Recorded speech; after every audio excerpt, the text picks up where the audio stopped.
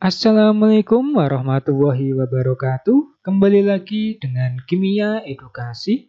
Kali ini Kimia Edukasi akan membahas mengenai sifat koloid berikutnya, yaitu koagulasi.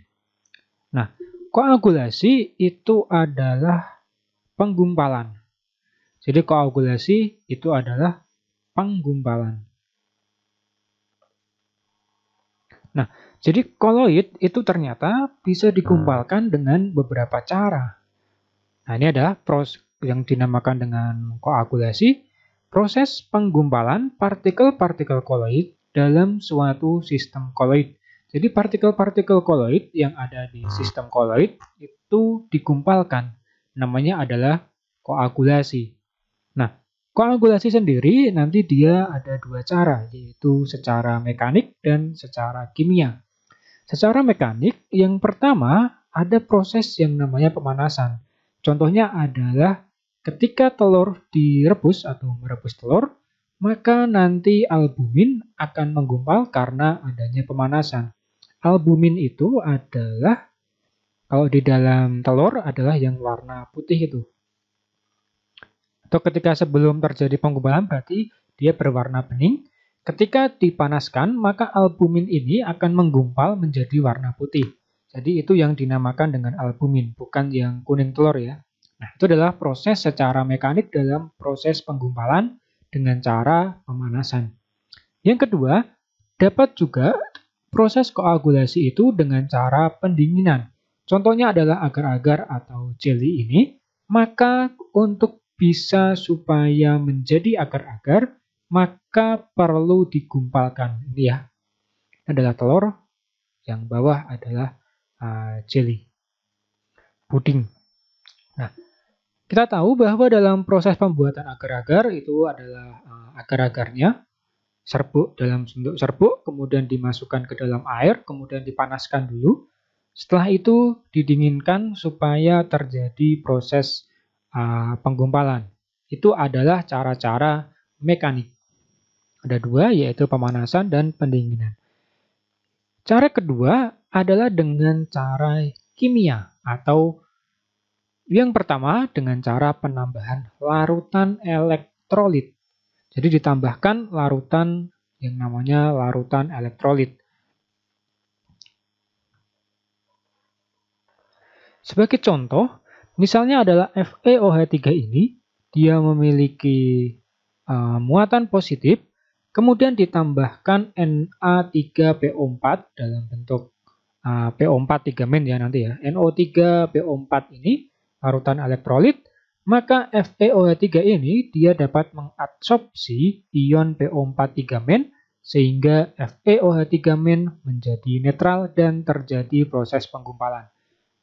Nah, jadi Na3PO4 ketika dia ditambahkan suatu larutan Na3PO4, maka nanti Na3PO4 ini maka akan terbentuk PO4 3- ini dalam bentuk 3- ya. PO4 3-. Jadi Na3 sendiri kemudian akan terpisah dengan PO4 3- ini.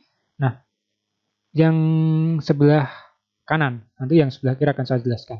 Nah, jadi ini adalah PO4 3- dalam salah terus. PO4 3- yang ini bulatan-bulatan ini. Kemudian yang tengah ini adalah FeOH3. Seperti ini. Nah, ketika ada larutan elektrolit bermuatan negatif, maka nanti FeOH3 yang bermuatan positif ini dapat dinetralkan sehingga terjadi proses penggumpalan. Nah, yang sebelah kiri ini adalah Cl-. Cl- itu bisa ditambahkan menggunakan misalnya NaCl, maka nanti akan terbentuk ion Cl- ini. Nah, Cl- ini ketika ada dikelilingi FeOH3 juga dapat menyebabkan proses penggumpalan karena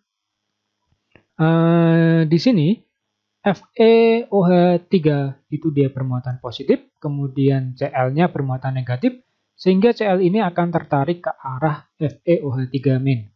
Maaf, FeOH3, sehingga terjadi proses penggumpalan juga. Nah, lalu apa bedanya antara 3 min? Nah, sebentar ya. Buka dulu di sini. Nah, di sini yang perlu dipahami adalah muatannya. Muatan PO43 min, kemudian ada muatan Cl min. Nah, perhatikan di sini, yang satu adalah -1, yang satu adalah -3.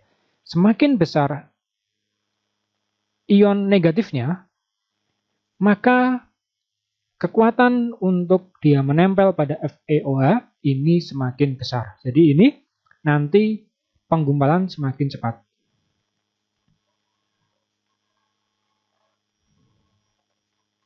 Dibandingkan ketika FeOH3 ini dikelilingi oleh ion Cl- ini. Di sini penggumpalan lama. Bahkan ketika ionnya semakin melemah, maka proses penggumpalan tidak akan terjadi. Nah, jadi itu yang perlu diperhatikan ketika terkait dengan proses penggumpalan dengan penambahan larutan elektrolit. Semakin besar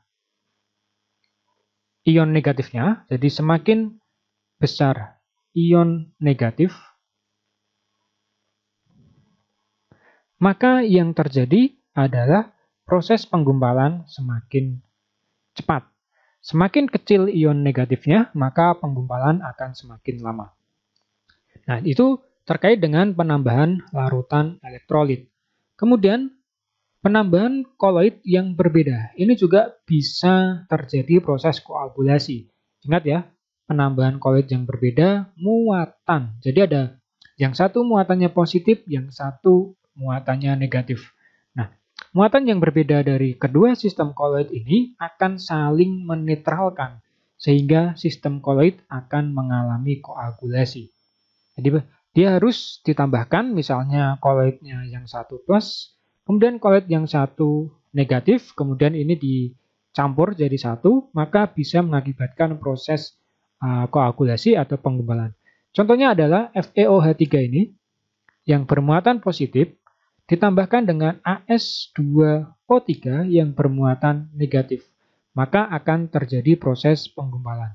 Jadi misalnya seperti ini, FeOH3 ditambah dengan As2O3 yang memiliki muatan negatif, FeOH3-nya ini bermuatan positif, maka akan terjadi proses penggumpalan. Nah, jadi ada dua cara secara kimia. Yang pertama adalah penambahan larutan elektrolit, bisa menggunakan misalnya NaCl, kemudian bisa juga menggunakan PO43- atau Na3PO4 ini. Sehingga terjadi proses pengionan menjadi PO43-, kemudian kalau NaCl berarti terjadi proses pengionan Na+ sama Cl-. Nah, jadi itu yang perlu diperhatikan ketika membahas mengenai sifat koloid berdasarkan sifat koagulasi.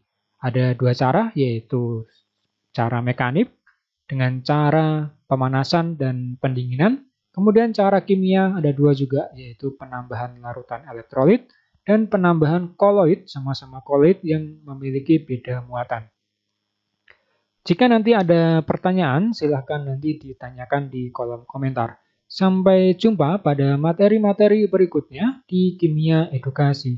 Wassalamualaikum warahmatullahi wabarakatuh.